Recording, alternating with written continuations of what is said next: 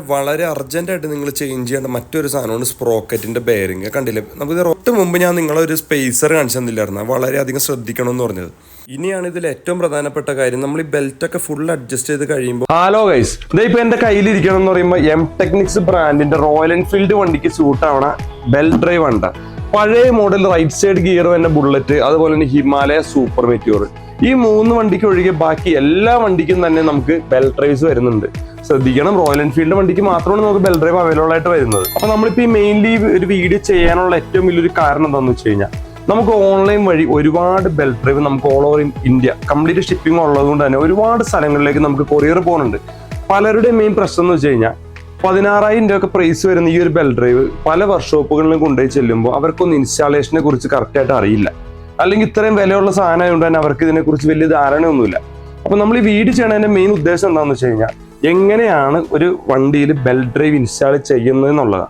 അപ്പൊ നമ്മുടെ വർക്ക്ഷോപ്പിൽ തന്നെ റീസെന്റ് വന്നേക്കുന്ന ഒരു ക്ലാസിക് റീബോണിന് പറ്റിയ ബെൽറ്റ് ഡ്രൈവ് ഇൻസ്റ്റാൾ ചെയ്യണ കംപ്ലീറ്റ് വീഡിയോ നമ്മളിപ്പോൾ ഇതിന്റെ താഴ്ത്തി കൊടുക്കുന്നുണ്ട്. അപ്പൊ നിങ്ങൾ ആ വീഡിയോ ഇതിനെ ഫുള്ളായിട്ടൊന്ന് കണ്ടോ. ആ വീഡിയോയുടെ അകത്ത് നമ്മൾ ഈ ബെൽറ്റ് ഡ്രൈവ് എങ്ങനെയാണ് ഇതിന്റെ യൂസ് എന്നുള്ളതും, ഇതിന്റെ മെറ്റീരിയൽ എന്താണെന്നുള്ളതും, എങ്ങനെയാണ് ഇത് മെയിൻറ്റെയിൻ ചെയ്യേണ്ടതെന്നുള്ളതിന്റെ ഒക്കെ കംപ്ലീറ്റ് ഡീറ്റെയിൽസും, അതുപോലെ തന്നെ ഫുൾ ഇൻസ്റ്റാളേഷൻ വീഡിയോ ഉൾപ്പെടെ ഫുൾ കൊടുക്കുന്നുണ്ട്. മസ്റ്റ് ആയിട്ട് ഈ വീഡിയോ ഫുള്ളായിട്ട് കാണാം. അപ്പോൾ ഗൈസ്, ക്ലാസിക്കിന്റെ റീബോൺ വണ്ടിയാണ് കേട്ടോ നമ്മളിപ്പോൾ ബെൽറ്റ് ഡ്രൈവ് അടിക്കാൻ വേണ്ടി കയറ്റിയേക്കുന്നത്. അതിന്റെ ഫ്രണ്ടിലെ സ്പ്രോക്കറ്റിന്റെ കവറും അതുപോലെ തന്നെ ബാക്കിലെ ടയറൊക്കെ നമ്മുടെ മെക്കാനിക് ഇപ്പോൾ കംപ്ലീറ്റ് ആയിട്ട് അഴിച്ച് വെച്ചേക്കാണ്. അപ്പോൾ ഇതിന് അഴിക്കണതിൻ്റെ പരിപാടികൾ നമ്മളിപ്പോൾ സ്റ്റാർട്ട് ചെയ്ത് തുടങ്ങിയിട്ടുള്ളൂ. അപ്പോൾ ആദ്യം തന്നെ ഞാനൊരു കാര്യം പറയണമെന്ന് വെച്ച് കഴിഞ്ഞാൽ, നമ്മൾ നോർമലി ചെയിനി സ്പ്രോക്കറ്റ് എങ്ങനെയാണോ മാറുന്നത് അതുപോലെ തന്നെയാണ് നമ്മൾ ബെൽറ്റ് ഡ്രൈവ് മാറേണ്ടത്. പക്ഷേ ഇതിൽ കുറച്ച് കാര്യങ്ങൾ മാത്രം നിങ്ങൾ വളരെയധികം ശ്രദ്ധിക്കണം. കാരണം ഇതിൽ 1-2 കാര്യങ്ങൾ ഞാൻ എടുത്ത് പറയുന്നുണ്ട്.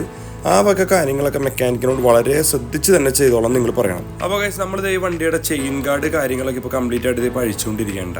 അപ്പോൾ ആദ്യം തന്നെ ഞാൻ നിങ്ങൾക്ക് ഈ ഒരു MTechnics ബ്രാൻഡിൻ്റെ ബെൽറ്റ് ഡ്രൈവ് ഒന്ന് അൺബോക്സ് ചെയ്ത് നിങ്ങളെ ഞാനൊന്ന് കാണിച്ചു തരാം. കണ്ടില്ലേ, ഇപ്പോൾ ഈ ബോക്സിൻ്റെ അകത്ത് വന്നതെന്ന് പറയുമ്പോൾ ആദ്യം തന്നെ നമുക്കൊരു യൂസർ മാനുവൽ വരുന്നുണ്ട്. യൂസർ മാനുവലിൻ്റെ പുറകിലാണെന്നുണ്ടെങ്കിൽ തന്നെ നമുക്കൊരു QR കോഡ് കാര്യങ്ങളൊക്കെ വരുന്നുണ്ട്. അപ്പോൾ അതുവഴി നിങ്ങൾക്ക് ഒരു സൈറ്റിലൊക്കെ കയറാൻ പറ്റും. മാത്രമല്ല, ഈ ബുക്കിൻ്റെ അകത്താണെന്നുണ്ടെങ്കിൽ വിത്ത് ഫോട്ടോസ് എങ്ങനെയാണ് ഇത് ഇൻസ്റ്റാൾ ചെയ്യണമെന്നുള്ളതിൻ്റെ കംപ്ലീറ്റ് ഡീറ്റെയിൽഡ് ഫോട്ടോസ് കാര്യങ്ങളൊക്കെ ഉണ്ട്. മാത്രമല്ല, ഇതിൻ്റെ ഫ്രണ്ട് സ്പ്രോക്കറ്റ് ആണെന്നുണ്ടെങ്കിൽ തന്നെ സ്റ്റെയിൻലെസ് സ്റ്റീൽ മെറ്റീരിയലാണ് വരുന്നത് വിത്ത് ബ്ലാക്ക് പൗഡർ കോട്ടഡ്. അത്യാവശ്യം നല്ല കിടിലൻ ക്വാളിറ്റി ആണ് അത് കാണുമ്പോൾ തന്നെ. മാത്രമല്ല, എൻ്റെ ബെൽറ്റ് കാര്യങ്ങളൊക്കെ ഉണ്ടെങ്കിൽ തന്നെ കാർബൺ മെറ്റീരിയലാണ് ഇവർ ചെയ്തേക്കുന്നത്. അതുപോലെ തന്നെ ബാക്ക് സ്പ്രോക്കറ്റ് ആണെന്നുണ്ടെങ്കിൽ സ്റ്റെയിൻലെസ് സ്റ്റീൽ മെറ്റീരിയലാണ്. മാത്രമല്ല, നല്ല ഹെവി വെയിറ്റ് ഉള്ളൊരു പ്രൊഡക്റ്റാണിത്. നല്ലൊരു കിടിലൻ ക്വാളിറ്റി നമുക്കിത് കയ്യിലെടുക്കുമ്പോൾ തന്നെ നിങ്ങൾക്ക് എന്തായാലും തോന്നും. അതുപോലെ തന്നെ ഈ ഒരു പ്രൊഡക്റ്റിന് 2 വർഷത്തേക്ക് അൺലിമിറ്റഡ് കിലോമീറ്റർ ആണ് MTechnicsന്റെ കമ്പനി നമുക്ക് വാറണ്ടി ആയിട്ട് തന്നത്. നിങ്ങൾ എന്നാണോ വണ്ടിയിൽ ഇൻസ്റ്റാൾ ചെയ്യണ ദിവസം മുതൽ 2 വർഷത്തേക്ക് അൺലിമിറ്റഡ് കിലോമീറ്റർ. മാത്രമല്ല, ഇനിയിപ്പോൾ കിലോമീറ്റർ ബേസ് നിങ്ങൾ അധികം ഓട്ടോ ഇല്ലെങ്കിൽ പോലും നിങ്ങൾക്കിപ്പോൾ ഒരു 1,00,000 കിലോമീറ്റർ 80,000-ന് മുകളിൽ കിലോമീറ്റർ പക്ക ഗ്യാരണ്ടി എന്തായാലും തരാൻ പറ്റും. കാരണം അത്രയും ലൈഫ് എന്തായാലും ഈ ഒരു പ്രൊഡക്റ്റിന് നിങ്ങൾക്ക് വരുന്നുണ്ട്. അപ്പോൾ നമുക്ക് വീണ്ടും മാറ്ററിലോട്ട് പോകാം. കണ്ടില്ല, ഇതിൻ്റെ ബാക്ക് സ്പ്രോക്കറ്റാണ് ഇപ്പോൾ നമ്മൾ അഴിച്ചുകൊണ്ടിരിക്കുന്നത്. അപ്പോൾ നമുക്ക് നോർമൽ ചെയിൻ സ്പ്രോക്കറ്റൊക്കെ അഴിക്കണോ അല്ലെങ്കിൽ ഇതിൻ്റെ ബാക്ക് സ്പ്രോക്കറ്റ് വരുന്നത് അത്യാവശ്യം നല്ല ടൈറ്റൊക്കെ ഉണ്ടാവും. മാത്രമല്ല, ഇതാണ് നമ്മുടെ വർക്ക്ഷോപ്പ് കാണുന്നത്. നമുക്ക് റോയൽ എൻഫീൽഡിൻ്റെ മാത്രമല്ല, നമുക്ക് അത്യാവശ്യം എല്ലാ വണ്ടികളുടെയും സർവീസ് ഇവിടെ ഉണ്ട്. അപ്പോൾ റോയൽ എൻഫീൽഡിൻ്റെ ആണെന്നുണ്ടെങ്കിൽ നമുക്ക് കംപ്ലീറ്റ് ജെന്യുവിൻ സ്പെയർ പാർട്സും അതിൻ്റെ കംപ്ലീറ്റ് ആക്സറീസ് കാര്യങ്ങളെല്ലാം വരുന്നുണ്ട്. ബാക്കി വണ്ടികൾക്കൊക്കെ കൂടുതൽ നമുക്ക് ആക്സറീസ് ആയിരിക്കുള്ളൂ വരുന്നത്.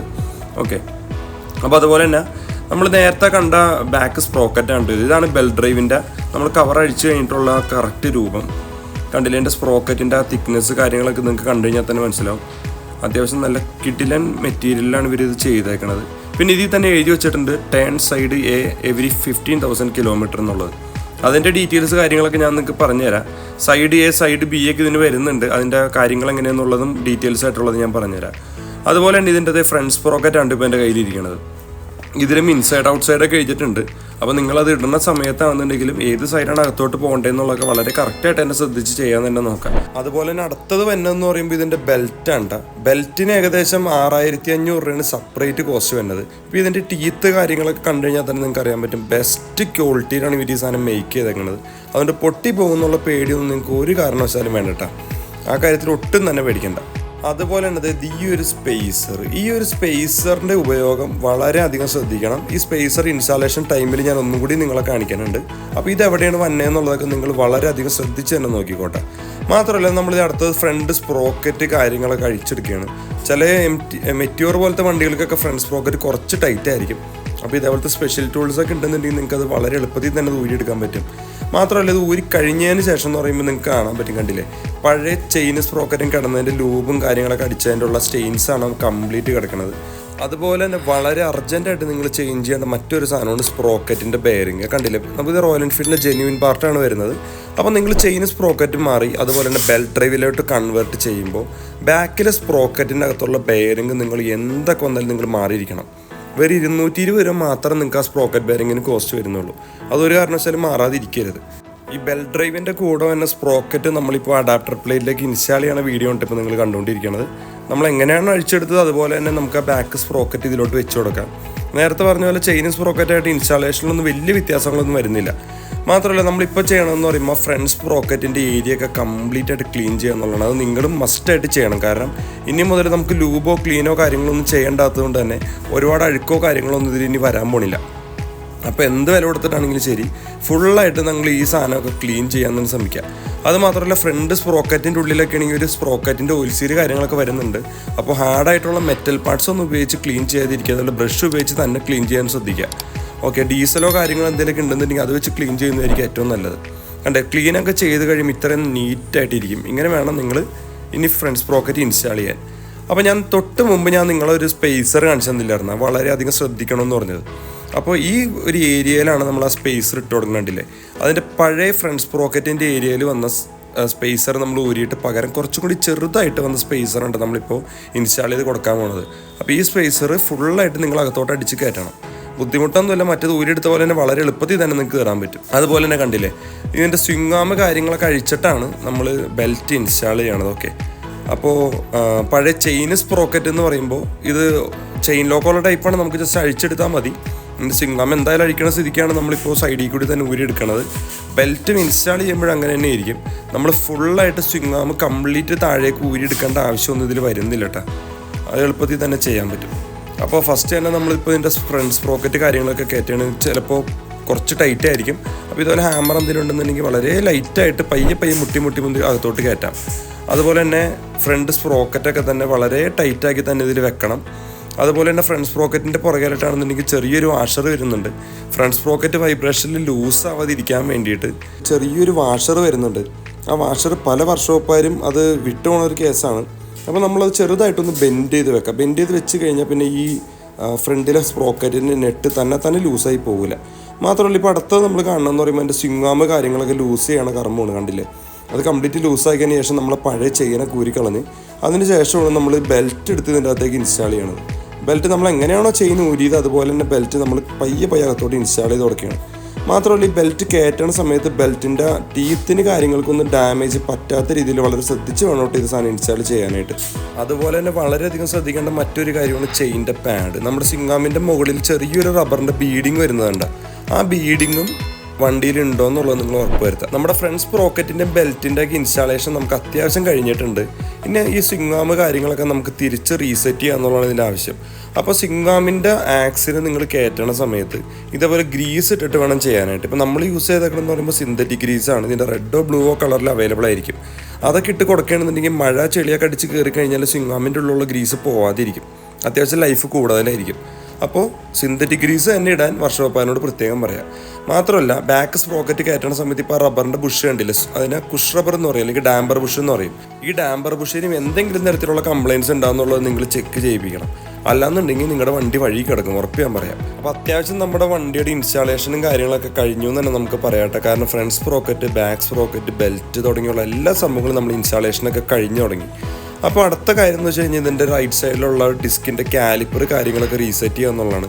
അപ്പോൾ ബ്രേക്ക് പാഡ് കാര്യങ്ങളൊക്കെ കറക്റ്റായിട്ട് തന്നെ ഇട്ടേക്കണമെന്നുള്ള ശ്രദ്ധിക്കുക. അതുപോലെ തന്നെ രണ്ട് സൈഡിലായിട്ടും ചെറിയ 2 വീൽ സ്പേസർ കാര്യങ്ങളൊക്കെ വരുന്നുണ്ട്. ആ വക കാര്യങ്ങളൊക്കെ നല്ല രീതിയിൽ തന്നെ ചെയ്യാം. അതുപോലെ തന്നെ ഇവിടെ ABSൻ്റെ ഒരു ഡിസ്ക് വരുന്നുണ്ട് കേട്ടോ. ഇത് നിങ്ങൾ ഏറ്റവും നന്നായിട്ട് ശ്രദ്ധിക്കണം.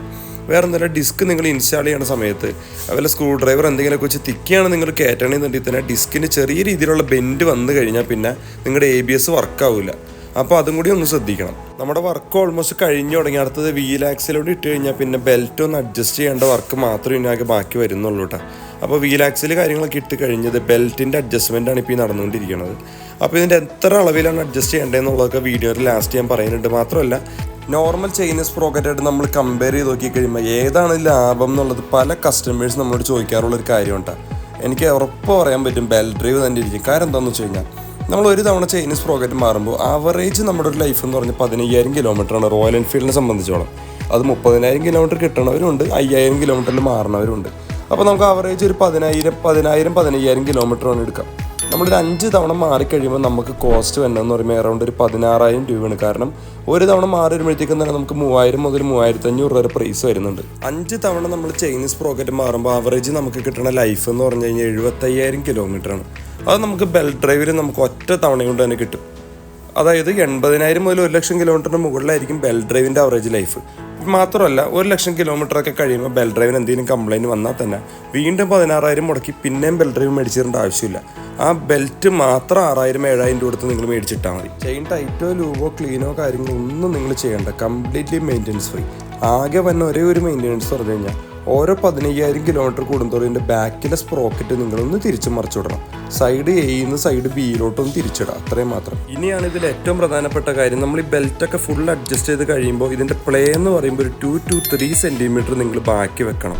എന്നാലാണ് നിങ്ങൾക്ക് കറക്റ്റ് ആ ഒരു റൈഡിങ് സ്മൂത്ത്നെസ് കിട്ടുള്ളൂ. നിങ്ങൾക്ക് എന്തെങ്കിലും സംശയം വന്നു കഴിഞ്ഞാൽ പോലും ആ യൂസർ മാനുവൽ നോക്കിക്കഴിഞ്ഞാൽ നിങ്ങൾക്ക് ഇതിൽ ഫുൾ അറിയാൻ പറ്റും. ഇതിപ്പോൾ പുതിയ സീരീസിലുള്ള വണ്ടികളുടെ ഇൻസ്റ്റാളേഷൻ ആട്ടോ നമ്മൾ കാണിച്ചത്. പഴയ model classic standard Electra Thunderbird തുടങ്ങിയ വണ്ടികൾക്കൊക്കെ ഇൻസ്റ്റാളേഷൻ കുറച്ചും കൂടി ഡിഫറെൻ്റ് ആയിരിക്കും.